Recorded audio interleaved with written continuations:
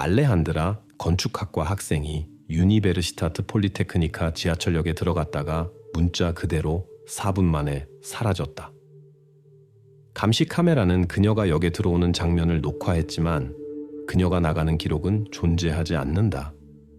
그리고 소녀가 시야에서 사라지는 바로 그 순간 누군가 서비스 터널에 침입했다는 경보 신호가 울렸다. 2018년 3월 14일 발렌시아 유니베르시타트 폴리테크니카 지하철역. 시간은 이후마 1시 33분. 건축학과 3학년 학생인 알레한드라가 슐번 개찰구를 조용히 통과한다. 전자 티켓이 작동하고 카메라가 그녀의 얼굴을 분명히 포착한다. 그녀는 한 정거장 더 가서 바일렌역에서 환승하기 위해 결연히 플랫폼으로 향한다. 보통 이 여정은 몇 분밖에 걸리지 않는다. 그러나 열차가 바일렌역에 도착했을 때 알레한드라는 그곳에 없었다. 그녀가 어딘가에서 내렸거나 열차를 놓쳤기 때문이 아니다. 지하철 시스템은 모든 것을 기록한다. 입구와 출구, 승객들의 모든 환승. 그날 저녁 알레한드라는 플랫폼, 개찰구, 카메라 사이에서 그저 사라져버렸다. 경찰은 빠르게 두 역의 모든 카메라 영상을 확보한다. 유니베르시타트 폴리테크니카 플랫폼의 영상에서 소녀가 보인다. 바일렌에서는 아무것도 없다. 경로상이 어떤 카메라도 그 역들 사이에서 그녀의 움직임을 포착하지 못했다. 알레한드라는 그냥 사라져버렸다. 흔적도 없이, 목격자도 없이. 유니베르시타트 폴리테크니카 영상에는 또 다른 것이 있다. 11초 시점에서 지하철 직원 제복을 입은 사람이 알레한드에게 다가가는 것이 보인다. 얼굴은 거의 알아볼 수 없다. 모자의 챙이 짙은 그림자를 들이운다. 그 남자는 분명 그녀에게 말을 걸고 질문을 하는 것 같다. 소녀는 몇 초 동안 멈췄다가 다시 휴대폰에 집중하며 플랫폼을 향해 걸어간다. 얼핏 보기에는 특별할 것이 없지만 이것이 그녀가 살아서 마지막으로 목격된 순간이다. 같은 순간 역의 보안 직원이 이상한 점을 발견한다. 샤워번, 개찰구 옆바닥에 작은 알루미늄 조각이 놓여 있다. 그 조각은 매끄럽고 절단면이 새롭다. 이 물체는 주변 환경과 전혀 어울리지 않는다. 아직 아무도 그 의미를 이해하지 못한다. 금속 조각은 조사를 위해 보내지지만 경찰관들은 이미 기록해둔다. 이런 조각들은 종종 환기구 덮개에 사용된다. 하지만 환기구가 여기서 무슨 관련이 있는가? 지금으로서는 그저 이상한 우연일 뿐 그 이상은 아니다. 지하철에서의 실종은 항상 이상하게 느껴진다. 대부분 자발적인 가출이나 가족 갈등이 숨겨져 있다. 그리고 알레한드에게도 이유가 있었던 것 같다. 최근 며칠간 그녀와 어머니 아나 지 사이의 관계가 어려웠다. 아나 자신이 경찰에 확인해 주길 딸이 학업과 관련된 위기를 겪고 있었고 바르셀로나에 있는 친구들에게 갔을 수도 있다고 했다. 이 버전은 그럴듯해 보인다. 경찰은 기차역, 버스 터미널, 티켓을 확인하기 시작하지만 곧 불일치점이 드러난다. 알레한드라의 은행 내역은 침묵하고 있다. 마지막 거래는 유니베르시타트 폴리테크니카에서의 지하철 티켓 결제였다. 기차, 버스, 비행기 티켓은 구매되지 않았다. 소녀는 21시 33분 이후로 돈을 사용하거나 누군가에게 연락을 시도하지 않았다. 그러나 경찰은 즉시 그 버전을 버리지는 않는다. 자발적 실종 가능성은 여전히 열려 있지만 시간이 갈수록 가능성이 낮아 보인다. 두 번째 버전은 전문가들이 카메라 영상을 다시 볼 때 즉시 등장한다. 이 알 수 없는 지하철 직원은 누구인가? 그날 저녁 유니베르시타트 폴리테크니카의 근무 일정에는 기술 작업이나 수리 작업이 예정되어 있지 않았다. 인사 목록을 확인한 결과 그 시간에 플랫폼에 있었을 사람은 아무도 없다. 이 사람의 신원은 수수께끼로 남아있다. 알레한드라가 친구들에게 갔다는 어머니의 버전은 경찰이 모든 교통 허브를 확인하도록 강요한다. 몇몇 작전팀이 발렌시아 중앙역과 버스터미널로 긴급 파견된다. 그러나 카메라 영상에는 알레한드라의 모습이 전혀 없다.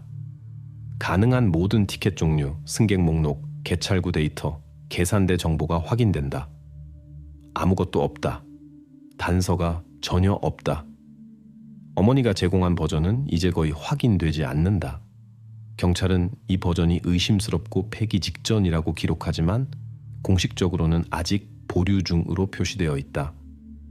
그리고 나서 알레한드라가 역에 들어온 지 단 4분 후인 이운도 1시 37분에 전체 수사를 급격히 바꾸는 사건이 발생한다. 역 경비실에 경보 신호가 들어온다.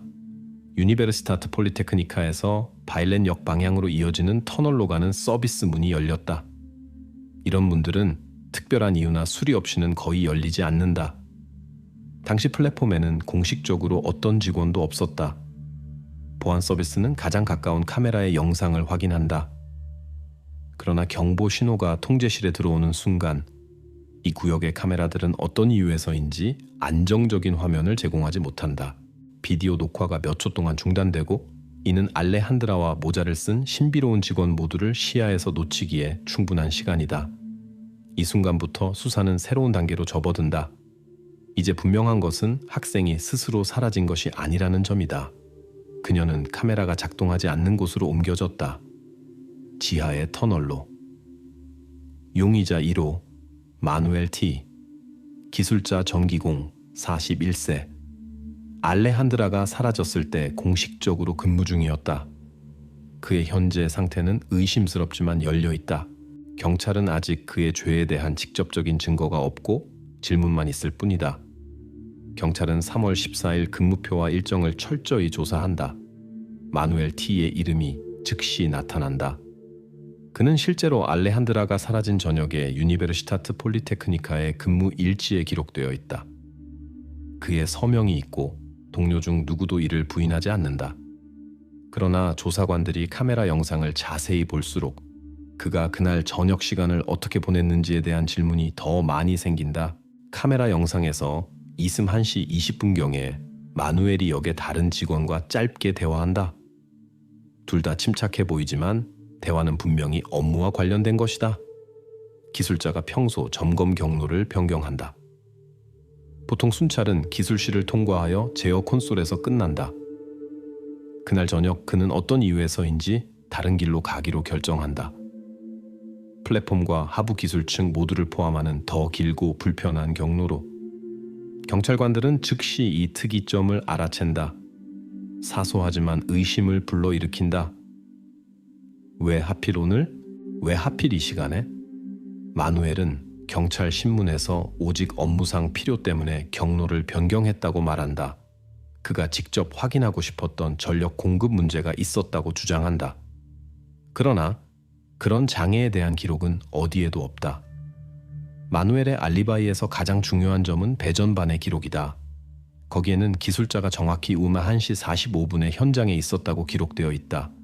이는 그의 서명으로 증명된다. 얼핏 보기에 모든 것이 맞아떨어진다. 플랫폼에서 스위치박스까지의 거리는 걸어서 10분이며 이는 시간대에 완벽하게 들어맞는다. 그러나 중요한 모순이 발생한다. 경찰 범죄학자들의 감정은 중요한 세부사항을 발견한다. 기록부의 기입은 2개의 다른 펜으로 이루어졌다. 마누엘의 서명은 검은 잉크로 쓰여졌고 시간은 파란색으로 쓰여졌다. 게다가 필체와 숫자의 경사도 다르다. 마치 시간이 나중에 다른 사람에 의해 추가된 것처럼 보인다. 마누엘 자신은 누군가가 그를 위해 기록을 보완했을 가능성을 강하게 부인하며 모든 것이 그에 의해 직접 명시된 시간에 정확히 이루어졌다고 주장한다. 그러나 조사관들은 자신들이 위조를 다루고 있을 가능성을 이해한다. 그럼에도 이것은 아직 의심일 뿐 의도적인 위조를 현재로서는 증명할 수 없다. 마누엘의 소지품을 확인하는 동안 경비는 신분증을 발견한다. 얼핏 보기에 수상한 점은 없다. 자기 띠가 있는 일반 플라스틱 신분증으로 지하철 서비스 구역의 표준이다. 그러나 신분증의 이름이 즉시 의심을 불러일으킨다. 신분증은 다른 사람, 기술 서비스 직원인 호르헤 M에게 속한 것이다. 마누엘이 왜 타인의 신분증을 가지고 있었는지 기술자는 설득력 있게 설명하지 못한다. 처음에 그는 직원들이 보통 개인 물건과 신분증을 두는 공용 카운터에서 실수로 신분증을 가져갔다고 주장한다. 나중에 그는 설명을 바꾼다.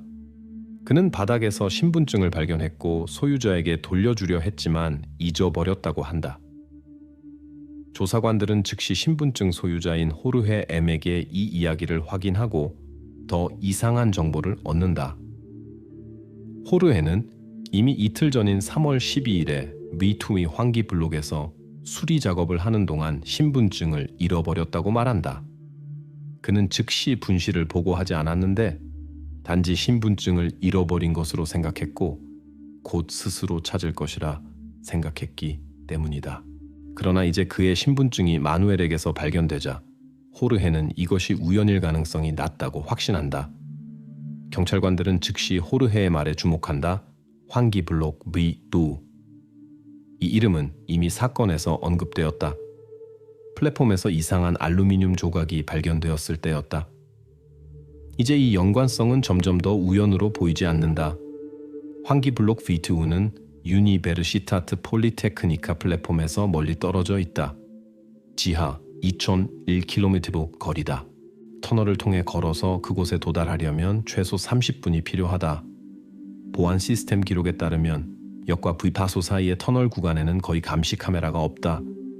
대부분의 장치는 오래전에 노후화되어 고장났다. 작동하는 카메라들은 전체 경로를 커버하지 않는 단편적인 영상을 보여준다. 이는 지하철 구조에 익숙한 사람이라면 거의 눈에 띄지 않고 그곳에 도달할 수 있다는 것을 의미한다. 그리고 이제 상황이 더 복잡해진다. 마누엘이 관련되어 있다면 왜 하필 그날 저녁에 점검 경로를 바꿨을까? 그가 정말 명시된 시간에 배전반에 있었다면 누가 그리고 왜 다른 색으로 기록을 보완했을까? 그리고 마지막으로 왜 그는 사건 발생 정확히 이틀 전에 사라진 신분증을 가지고 있었을까? 경찰은 아직 마누엘이 알레한드라의 실종에 관여했는지 명확히 말할 수 없다. 그러나 수집된 모든 사실은 8년 동안 지하철에서 일해 온 기술자 전기공이 이 수사의 중심 인물이 되고 있음을 시사한다. 다음 단계는 이제 분명하다. 환기 블록 B4위의 점검과 그곳으로 이어지는 모든 터널의 철저한 조사. 경찰관들은 점차 알레한드라의 사생활로 파고들며 그녀가 스스로 사라졌을 가능성에 대한 간접적인 답변이라도 찾으려고 한다. 전자통신 기록은 보여준다. 알레한드라와 그녀의 어머니 아나 사이에 최근 심각한 다툼이 있었다. 그녀의 실종 전날 날짜가 찍힌 통신에서 어머니는 감정적으로 딸에게 집으로 돌아와 선택한 전공, 도시계획을 그만두라고 요구했다. 아나는 이것이 전혀 전망이 없는 선택이며 딸이 시간과 에너지를 헛되이 낭비하고 있다고 생각했다. 알레한드라는 날카롭게 대답하며 자신의 결정을 고수했지만 도망치거나 어딘가로 떠날 준비가 되어 있다는 징후는 없었다. 그러나 경찰의 관심을 끄는 것은 또 다른 이상한 사실이다. 알레한드라의 실종 이틀 전 어머니 아나 G 명의로 등록된 은행 카드로 A7 고속도로 근처의 주유소에서 상당한 금액이 인출되었다. 거래 금액은 약 400km를 달릴 수 있는 연료 탱크 가득에 해당한다. 이 세부 사항은 의심스럽고 확인이 필요하다. 만약 아나가 딸의 실종 날 밤에 정말 도시에서 멀리 떨어져 있었다면 그녀의 알리바이는 반박할 수 없게 된다. 그렇지 않다면 사건에서 그녀의 입장은 극적으로 악화된다. 조사관들은 발렌시아 알메리아 경로를 따라 영수증과 교통카메라 기록을 주의 깊게 확인한다. 그리고 사실들은 곧 그녀의 말을 확인해준다. 아나는 실제로 A7 고속도로에 있었고 거의 전체 경로를 운전했으며 여러 감시 카메라에 기록되었고 주유 중에도 포착되었다. 알메리아에서 그녀는 여러 카메라에 기록되었다. 상점 주차장과 주유소에서. 시간대도 완벽하게 일치한다. 따라서 경찰관들은 어머니가 알레한드라의 직접적인 납치에 관련되었을 가능성을 배제한다. 아나는 실제로 멀리 있었다. 너무 멀어서 발렌시아로 돌아와 어떤 식으로든 딸의 실종에 영향을 미칠 수 없었다. 그러나 이제 어머니와 딸 사이의 갈등은 알레한드라가 자발적으로 떠난 중요한 동기로 나타난다. 경찰관들은 원래 버전으로 돌아가 이제 사건의 새로운 세부 사항을 가지고 다시 확인해야 한다. 한편 가족의 이웃의 증언이 예상치 못하게 등장한다. 이웃인 마르타 에 56세는 경찰에게 단호하게 실종 전날 밤 알레한드라의 아파트에서 큰 다툼을 들었다고 말한다. 그녀의 말에 따르면 알레한드라의 목소리가 매우 감정적이었고 분명한 갈등이 들렸으며 그 후 문이 크게 닫히는 소리가 났다. 이 증언은 중대해 보인다. 갈등이 알레한드라의 실종 직전에 발생했다는 정보는 지금까지 없었기 때문이다. 그러나 조사는 즉시 이 정보의 확인을 조직한다. 하루가 지난 후 음향 전문가는 이웃이 다툼과 문 닫히는 소리로 생각했던 소음이 실제로 그날 밤 위층에서 긴급 작업을 수행한 수리팀에서 발생했다고 판단한다. 따라서 이웃은 의도치 않게 경찰을 오도했고 이 잘못된 단서는 공식적으로 폐기된다. 경찰이 자발적 실종 가능성을 거의 포기했을 때 경찰 기술 서비스가 알레한드라의 휴대전화에 대한 새로운 보고서를 제출한다. 이 작지만 매우 중요한 상황이 수사의 초점을 급격히 바꾼다. 연결이 완전히 끊기기 전 알레한드라의 휴대전화의 마지막 신호는 유니베르시타트 폴리테크니카역에서 환기 블록 V 콘트로 이어지는 터널 바로 위에 위치한 안테나에 의해 포착되었다. 바로 그 발견된 지하철 직원 신분증이 이어지는 블록으로. 이제 알레한드라의 실종은 더 이상 단순한 우연이나 가족 갈등으로 보이지 않는다. 전화의 마지막 등록된 활동 위치는 앞서 사건에서 언급된 지하 터널과 환기 덕트의 경로와 완벽하게 일치한다. 경찰관들은 터널이 단순한 기술통신 라인보다 훨씬 더 많은 것을 숨기고 있을 수 있다고 이해하기 시작한다. 카메라, 기록, 통신, 주유 영수증, 어머니의 알리바이. 이 모든 얼핏 보기에는 서로 관련 없는 세부 사항들이 점차 논리적인 사슬로 이어진다. 그리고 이제 경찰관들에게는 가장 어려운 일이 남아있다. 터널 내 연결 품질의 기술적 검증. 아마도 이것이 알레한드라가 지하에 있었는지, 그리고 어떻게 그곳에 도달했는지에 대한 최종 답변을 제공할 것이다. 용접공 라울 S 증인 상태, 열림는 최근 환기 블록 V2에 설치된 이상한 판에 대해 경찰에 보고한다. 그의 말에 따르면 그것은 어떤 프로젝트에도 포함되어 있지 않았다. 3월 20일 아침, 기술팀이 환기 덕트를 점검하기 위해 미얼두 구역에 도착한다. 작업자들 중에는 용접공 라울 S가 있는데 그는 지하철에서 정기적으로 계획된 유지보수 작업을 수행하는 경험 많은 전문가다. 팀이 지정된 장소에 도달했을 때 라울은 즉시 이상한 점을 발견한다. 덕트의 알루미늄 판 중 하나가 다른 것들과 확연히 다르다. 그 판은 새 것처럼 보이고 표면이 매끄러우며 환기 덕트에 일반적인 퇴적물의 흔적이 전혀 없다. 라울은 자신의 전화로 발견한 것을 기록하고 즉시 경찰에 알린다. 조사관들이 받은 사진은 알루미늄 색조의 차이를 분명히 보여준다. 그 판은 명백히 최근에 제작되었으며 아마도 서둘러 만들어졌을 수도 있지만 주에 깊게 제작되고 철저히 도색되었다. 분명히 차이를 숨기려는 의도로. 같은 날 조사관들은 알루미늄의 출처를 확인하기 시작한다. 불과 몇 시간 후 지하철 계약업체의 회계 장부에서 발견된 영수증이 나타난다.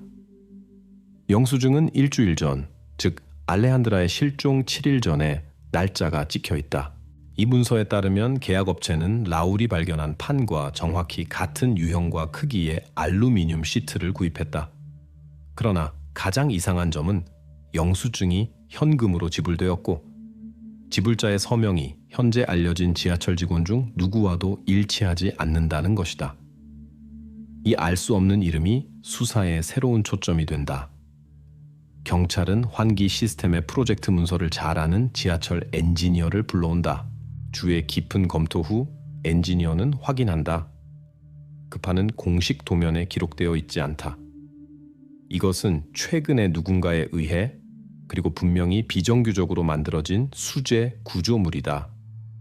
그러나 전문가는 즉시 또 다른 특이점을 발견한다. 알루미늄은 고품질이고 큰 색상 저장소로 도색되어 있다. 마치 누군가가 그것이 눈에 띄지 않고 구조물의 자연스러운 부분처럼 보이게 하려고 매우 신경 썼던 것처럼 조사관들은 이 행동의 논리를 이해하려고 노력한다. 왜 손으로 만든 판을 설치하는데 돈과 노력을 들이고 도색까지 했을까? 고장난 판을 공식적으로 교체하는 것이 더 쉬웠을 텐데. 그러나 지금으로서는 직접적인 답변은 없고 단지 추측과 많은 가정만 있을 뿐이다. 수사의 진행을 예상치 못하게 복잡하게 만드는 새로운 가설이 등장한다. 장소의 특성, 지하철 터널을 고려할 때 가능한 테러 위협 버전이 특수 서비스의 우선순위가 된다. 대테러 부서가 즉시 미타우이 구역의 통제권을 가져간다. 경찰의 수사 조치는 중단되어야 하는데 그 장소가 잠재적으로 위험한 것으로 간주되고 덕트로의 접근이 일시적으로 보안 서비스 직원들에 의해 차단되었기 때문이다. 대테러 검사는 경찰 조사관들과 작전 그룹의 작업을 크게 지연시킨다. 상황이 명확해질 때까지 그 구역의 모든 조치가 중단된다.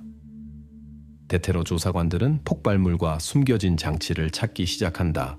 그들이 바쁜 동안 경찰은 일시적으로 환기 블록 비터브 구역에서 전면적인 조치를 취할 가능성을 잃는다. 테러리스트에 관한 잘못된 단서는 강제된 수사 방향이 되어 지금으로서는 그렇게 표시된다. 같은 날 폭발물 탐지를 위해 특별히 훈련된 경찰견 부대가 현장에 도착한다. 경찰관들은 개가 전체 터널과 환기 블록을 주에 깊게 수색하는 것을 지켜본다. 몇 분간의 긴장된 기다림 끝에 핸들러는 공식적으로 개가 폭발물 흔적을 발견하지 못했다고 선언한다. 그러나 현장을 떠나기 직전 이상한 사건이 발생한다. 개가 갑자기 그 의심스러운 판으로 돌아와 금속을 발로 집중적으로 긁기 시작한다. 동물의 행동이 경찰관들을 더욱 의심스럽게 만든다. 개는 분명히 폭발물과 관련이 없지만 수사의 핵심과 관련이 있을 수 있는 무언가를 감지하고 있다. 그러나 이 시점에서 경찰은 구조물을 열 권한이 없다. 검사가 완전히 완료될 때까지 구역은 대테러 부서의 통제하에 있다. 판은 그 자리에 남아있고 그 뒤에 정확히 무엇이 있는지에 대한 질문은 향후 수사 과정에서 결정적인 중요성을 갖게 될 것이다. 조사관들은 이제 이 발견의 이상함에 대한 확인을 가지고 있지만 작업 재개 허가를 기다려야 한다. 2018년 3월 22일 조사관들은 마침내 오랫동안 기다려온 환기 덕트 미퍼비에 대한 접근 권한을 얻는다. 대테러 검사가 완료되었다. 가능한 테러 공격 버전은 확인되지 않았다. 이제 경찰은 수사를 자유롭게 다시 진행할 수 있지만 질문은 더 많아진다. 탐정들의 관심은 지금까지 사건의 중심에 있지 않았던 인물에게 향한다. 그는 호세 마리아 R, 56세의 신호공으로 알레한드라가 실종된 밤에 지하철 노선에서 일했다. 과묵하고 조용한 남자로 절대적으로 완벽한 직업 윤리를 가졌다. 그러나 신호공의 조용한 외관 뒤에는 조사관들에게 불안을 주는 슬픈 이야기가 숨겨져 있다. 1년 전 호세 마리아는 자동차 사고로 자신의 딸을 잃었다. 이 비극 이후 동료들은 그가 자신 안으로 침잠하고 오직 야간 근무만 배정해달라고 요청했다고 알아챘다. 그래서 그는 항상 유니베르시타트 폴리테크니카 역 근처에 있는 직원이 되었다. 호세 마리아는 경찰에게 알레한드라가 실종된 밤에 자신이 실제로 직장에 있었다고 말한다. 그러나 교대 인계 프로토콜을 조사하면서 조사관들은 즉시 중요한 세부 사항을 발견한다. 신호공은 어떤 이유에서인지 자신의 교대 인계를 확인하기 위한 특별 프로토콜에 서명하지 않았다. 왜 그랬냐는 질문에 그 남자는 피로와 깜빡함을 이유로 명확한 답변을 주지 못하고 있다. 그의 설명은 설득력이 없다. 같은 날 신문을 받은 신호공의 동료는 예상치 못하게 이상한 사실을 추가한다. 그는 경찰에게 알레한드라가 실종된 밤에 모든 직원에게 의무적인 회사 배지 없이 호세 마리아를 보았다고 말한다. 이 배지는 모든 작업자에게 필수적인데 지하철의 서비스 구역에 접근 권한을 부여하고 각 직원을 식별할 수 있게 하는 유니폼의 요소이기 때문이다. 배지가 없는 것은 단순한 깜빡함으로 설명할 수 없는 위반이다. 이제 조사관들은 배지가 없는 유니폼이 의도적으로 사용되었을 수 있다고 의심하기 시작한다. 예를 들어 비디오 카메라에서 알아볼 수 없게 하기 위해서 이러한 배경에서 또 다른 불안한 증언이 등장한다.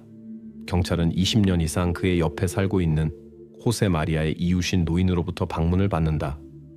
그는 조사관들에게 문자 그대로 며칠 전에 찍은 사진을 보여준다. 그것은 신호공이 집 뒤에 있는 자신의 창고를 수리하는 모습이다. 얼핏 보기에는 평범한 일이고 수상한 점은 없다. 그러나 경험 많은 탐정들은 즉시 호세 마리아가 단순한 창고에 비정상적으로 많은 방음 및 절연 자재를 사용하고 있다는 것을 알아챈다. 사진들은 일반적으로 녹음 스튜디오나 비밀 유지에 대한 높은 요구사항이 있는 공간을 장비하는 데 사용되는 특수 방음 자재의 두꺼운 층을 분명히 보여준다. 물론 경찰관들에게 정당한 의심이 생긴다. 아마도 호세 마리아는 주변에서 눈치채지 못하게 사람을 가둘 수 있는 비밀 공간을 준비하고 있었을 것이다. 그러나 창고의 첫 번째 조사에서 조사관들은 아무것도 발견하지 못한다. 사람을 가둔 흔적도 없고 범죄의 징후도 전혀 없다. 게다가 이웃의 사진에서 보이는 자재들이 현장에는 없다. 이는 경찰을 더욱 혼란스럽게 한다. 만약 방음제가 창고에 사용되지 않았다면 지금 어디에 있는 것일까? 이 질문에 대한 대답은 예상치 못하게 찾아오며 다시 무토 덕트에서 발견된 알루미늄 판과 연결된다. 알루미늄 샘플을 분석한 전문가들은 환기판의 재질과 유니베르시타트 폴리테크니카 역 개찰구에서 발견된 조각이 정확히 일치함을 확인한다. 이제 완전한 확신이 생긴다. 알루미늄은 한 사람에 의해 구매되었다. 그리고 경찰은 마침내 그 사람의 이름을 공식적으로 밝힌다. 그는 자신의 딸을 잃고 1년 전에 야간 근무로 바꾼 신호공 호세 마리아 알이다. 현재 그가 알레한드라의 실종에 관여했다는 직접적인 증거는 없지만 모든 간접적인 세부 사항이 정확히 그를 가리키고 있다. 자신의 딸을 잃은 후 신호공의 정신 상태 또한 가능한 동기로 간주되지만 이는 공개적으로 언급되지는 않는다. 경찰은 표현에 신중하며 이제 어떤 실수도 수사를 위태롭게 할 수 있다는 것을 이해한다. 이 시점에서 호세 마리아가 지하철의 모든 기술 구역에 접근할 수 있다는 것은 이미 분명하다. 게다가 교대 프로토콜에 서명하지 않은 것, 필수 배지가 없는 것, 환기 덕트에 설치된 판에 사용된 재료의 구매, 이 모든 것이 무시할 수 없는 그림을 그려낸다. 경찰은 호세 마리아의 지난 몇 달간의 지출과 움직임을 주의 깊게 조사하기로 결정한다. 그의 은행 계좌, 전화 통화, 자동차 경로, 이 모든 것이 이제 철저히 검토된다. 용의자와 실종 장소의 연관성이 분명해진 바로 이 시점에서 경찰은 깨닫는다. 이 사건은 지하철에서 일어난 단순한 이상한 사건이 아니다. 이제 완전히 다른 양상을 띠게 된다. 그때까지 실질적으로 의문을 제기하지 않았던 인물이 전면에 나선다. 그러나 수사는 아직 끝나지 않았고 가장 중요한 대답은 여전히 찾아야 한다. 2018년 3월 24일 경찰은 예기치 않게 알레한드라 사건에 대한 시각을 다시 한번 바꾸는 새로운 정보를 받는다. 이번에는 그녀의 대학 동료인 실비아 M의 증언에 관한 것이다. 실비아는 탐정들에게 알레한드라가 실종되기 전 몇 달 동안 비밀리에 작업하던 프로젝트에 대해 말해준다. 그것은 교수의 과제의 일부였다. 기존의 오래된 지하철 터널을 활용할 수 있는 지하 파빌리온 개념 개발. 처음에 조사관들은 이 정보에 회의적이다. 그러나 경찰이 알레한드라의 노트북을 조사하자 상황이 급변한다. 그 안에서 환기블록 비타프가 위치한 바로 그 구역의 오래된 도면과 기술 도식의 스캔본이 발견된다. 화면에는 경찰이 이미 적극적인 수색을 진행한 바로 그 터널들이 명확히 강조되어 있다. 즉시 논리적인 생각이 떠오른다. 알레한드라가 과제의 일환으로 대상을 직접 조사하기 위해 자발적으로 터널에 내려갔을 가능성이 있는가? 전문가들은 소녀의 노트북에 있는 파일들을 검사하고 이 도면들의 마지막 저장이 문자 그대로 그녀의 실종 하루 전에 이루어졌음을 확인한다. 이는 알레한드라가 실종 직전까지 적극적으로 프로젝트에 관여하고 있었다는 실비아의 말을 확인해준다. 수사는 소녀가 사진을 찍거나 현장에서 측정을 하기 위해 아마도 누구에게도 알리지 않고 독립적으로 터널에 들어갔을 가능성을 고려하기 시작한다. 이 버전은 논리적이고 믿을만하지만 몇 가지 약점이 있다. 첫째, 지하철 직원들과 보안 서비스는 내부의 누군가의 도움 없이는 감시 카메라와 직원들에게 발견되지 않고 터널에 들어가는 것이 사실상 불가능하다고 주장한다. 둘째, 알레한드라가 독립적으로 내려갈 수 있었다 하더라도 의문은 남는다. 왜 그녀는 돌아오지 않았는가? 경찰관들은 알레한드라가 덕트에 내려가 우연히 부상을 입었을 수 있는 시나리오를 개발하기 시작한다. 소녀가 환기 터널을 탐험하다가 갇히거나 심각한 다리 부상을 입어 나올 수 없었을 가능성이 제기된다. 조사관들은 신속하게 행동한다. 알레한드라의 존재 가능성의 흔적을 발견하기 위해 터널의 모든 미터를 주의 깊게 확인할 특별 구조팀이 브이아우니 덕트로 긴급히 파견된다. 그러나 이 버전은 생겨난 것만큼 빠르게 무너진다. 구조대원들은 즉시 경찰의 덕트 문이 내부에서 잠겨있고 손상되지 않았다고 보고한다. 이는 알레한드라가 외부의 도움 없이 침입했을 가능성이 사실상 불가능함을 의미한다. 우발적 사고 버전은 설득력을 잃고 소녀의 자발적인 하강은 점점 더 비현실적으로 보인다. 누군가가 의도적으로 그녀를 유인하거나 가두었을 가능성에 대한 의심이 다시 생겨난다. 조사관들이 어떻게 진행할지 결정하는 동안 기술팀은 현장에서 작업을 계속하며 또 다른 이상한 점을 발견한다. B2 덕트에 최근 설치된 이산화탄소 센서가 예상치 못하게 작은 변동을 보인다. 보통 이런 고립된 지하 공간에서는 공기가 탁해지고 CO2 수치가 현저히 상승한다. 그러나 여기서는 값이 너무 안정적이고 낮아서 마치 정기적으로 외부에서 신선한 공기가 덕트로 들어오는 것 같다. 전문가들은 즉시 예비 결론을 도출한다. 덕트는 어떻게든 경찰이 아직 모르는 다른 환기 시스템과 연결되어 있다. 아마도 누군가가 미리 덕트가 내부에서 장기간 머무르기에 적합하도록 조치를 취했을 것이다. 이 발견은 사건을 더욱 복잡하고 불안하게 만든다. 경찰관들은 이제 B2 덕트에 접근할 수 있는 모든 키카드와 전자 신분증을 주의 깊게 확인해야 한다고 이해한다. 누군가가 분명히 지하에서 눈에 띄지 않는 이동을 위한 조건을 만들기 위해 지하철의 기술적 가능성을 활용했다. 경찰은 또한 감시 카메라 영상을 다시 한번 주의 깊게 검토하고 알레한드라가 실종된 밤에 기술 공간에 접근할 수 있었던 모든 직원을 확인하기로 결정한다. 현재 모든 사실이 불안한 그림을 그려내고 있다. 소녀는 분명히 그녀가 마지막으로 휴대폰 안테나에 잡힌 바로 그 터널 구간에 관심을 가졌다. 자발적인 터널 하강 버전은 상황이 그녀의 실종에 외부 관여를 명확히 가리키면서 점점 약해지고 있다. 그러나 수사는 아직 이를 완전히 배제할 수는 없다. 경찰관들은 이해한다. 수사의 다음 단계는 덕트를 열었던 모든 키카드를 정확히 대조하고 누가 언제 이 구역에 접근했는지 이해하는 것이다. 가장 가능성이 높은 것은 이 모든 것 뒤에 있는 사람이 이미 수사 파일에 등장했다는 것이다. 이제 경찰의 임무는 그들의 관여를 증명하는 것이다. 2018년 3월 26일 수사는 또 다른 중요한 단계에 도달한다. 환기블록 B2부에 대한 대테러 검사가 완료된 후 경찰은 마침내 신비로운 알루미늄판으로 다시 작업할 수 있는 허가를 받는다. 대테러 검사는 명확한 답변을 제공했다. 판 뒤에 위험한 장치나 물질이 없다.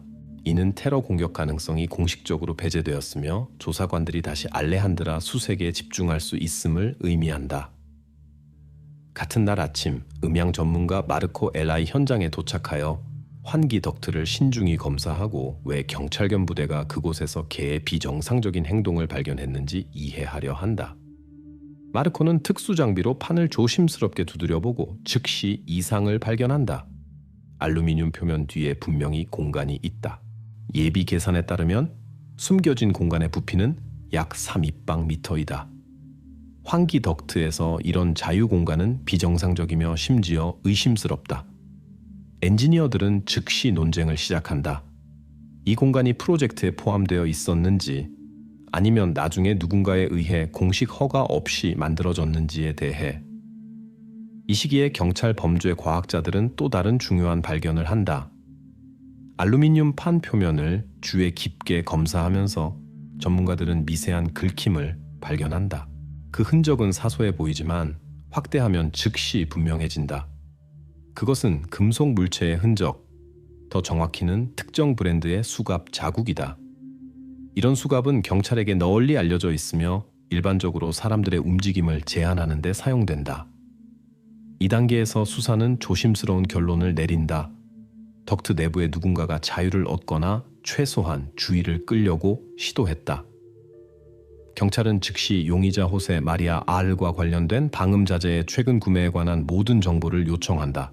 샘플 비교 결과 즉시 일치가 확인된다. 숨겨진 공간을 설치하는 데 사용된 것이 바로 이 자재들이다. 이제 조사관들은 비밀 공간이 미리 그리고 의도적으로 준비되었다고 최종적으로 확신한다.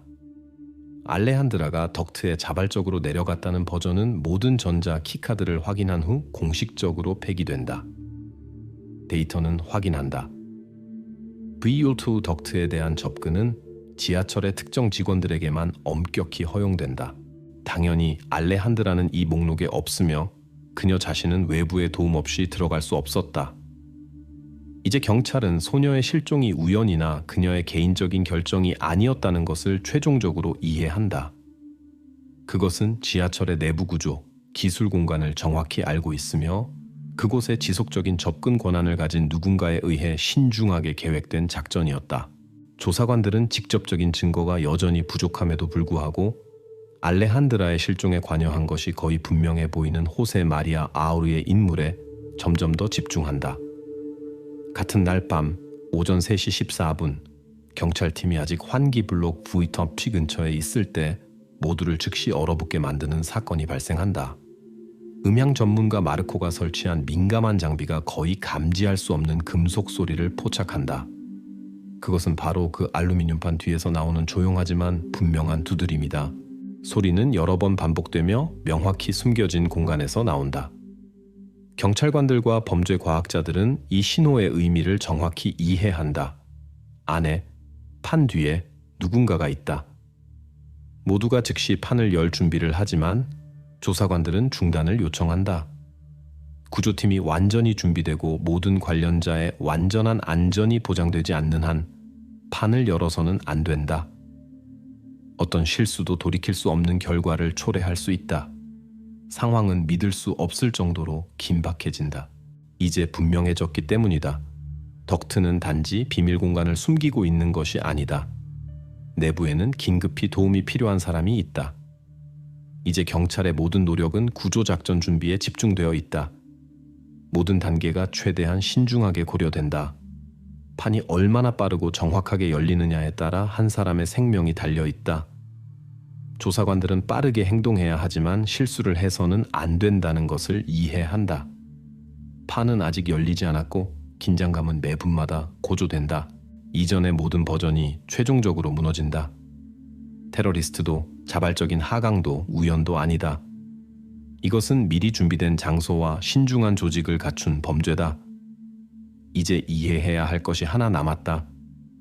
피해자를 여기 지하 공간에 숨긴 사람이 얼마나 심각하게 준비했는지, 그리고 경찰관들이 그를 앞설 수 있을지. 2024년 2월 11일 알레한드라가 유니베르시타트 폴리테크니카 역에서 사라진 지 거의 6년이 지났다. 모두가 거의 잊고 싶어 했던 사건이 갑자기 다시 살아난다. 그 이유는 다시 호세 마리아 R, 경찰의 레이더에서 한 번도 사라지지 않았던 신호공 때문이다. 그동안 그는 특별한 성과 없이도 주에 깊게 관찰되었다. 작전 그룹이 호세 마리아의 재정 보고서를 다시 한번 철저히 조사하기로 결정하면서 새로운 증거가 나타난다. 처음에는 특별한 것이 없다. 식료품비, 공과금, 소소한 가정 지출. 그러나 한 가지 세부 사항이 예상치 못하게 주목을 끈다. 상처 치료용 의약품과 하이드로젤의 월간 구매.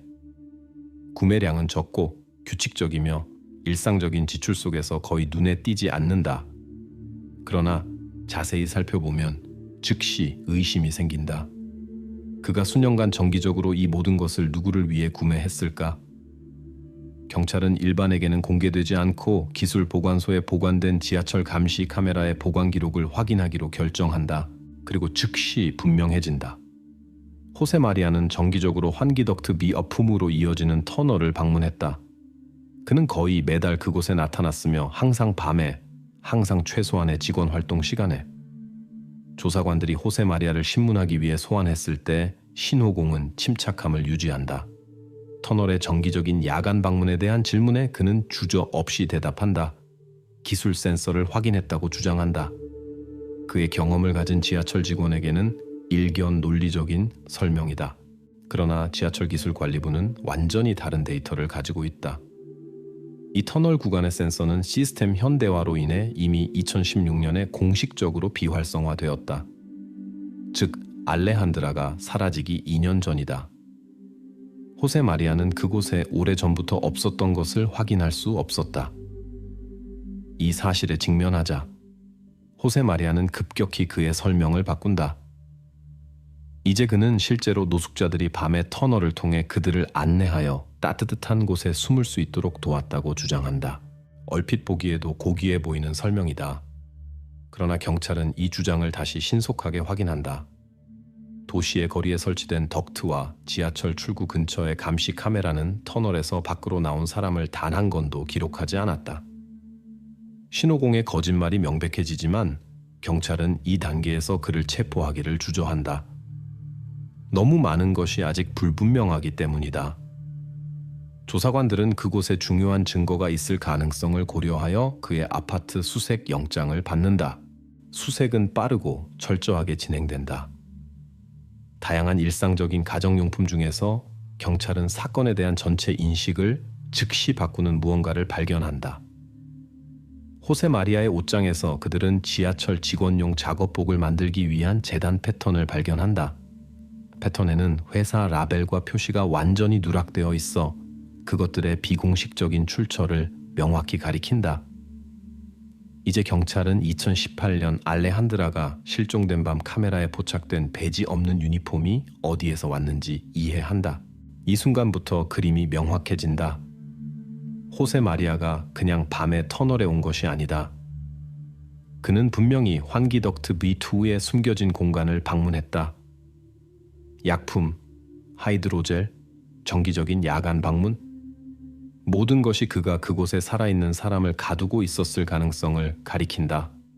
그러나 경찰은 아직 이 버전을 공식적으로 발표하기를 주저한다. 먼저 판 뒤에 정말로 피해자가 있는지, 그리고 그것이 정확히 6년 동안 찾아왔던 사람인지 확인해야 한다. 특수부대가 공간을 열 준비를 하는 동안 조사관들은 기존 데이터를 이전 사실과 대조하기 시작한다. 이제 그들은 알레한드라가 지하철 터널을 떠난 적이 없다고 거의 확신한다. 그녀는 계속해서 내부에 있었을 수 있다. 호세 마리아가 정기적으로 방문하고 그녀의 존재를 유지하고 모두의 눈에서 그녀를 주에 깊게 숨긴 특수 장비를 갖춘 공간에 경찰은 호세 마리아가 모든 단계를 정확히 생각했고 오랫동안 자신의 면책에 확신을 가졌다는 것을 더 이상 의심하지 않는다.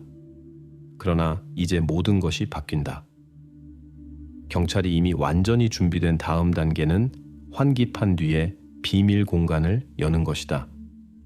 범죄 과학자들과 의료 전문가들은 긴급 DNA 분석 키트를 포함한 모든 필요한 장비를 미리 준비한다. 6년 후 수사는 절정에 이르고 있다. 오랫동안 답변되지 않았던 질문들이 곧 최종적인 설명을 얻을 수 있을 것이다.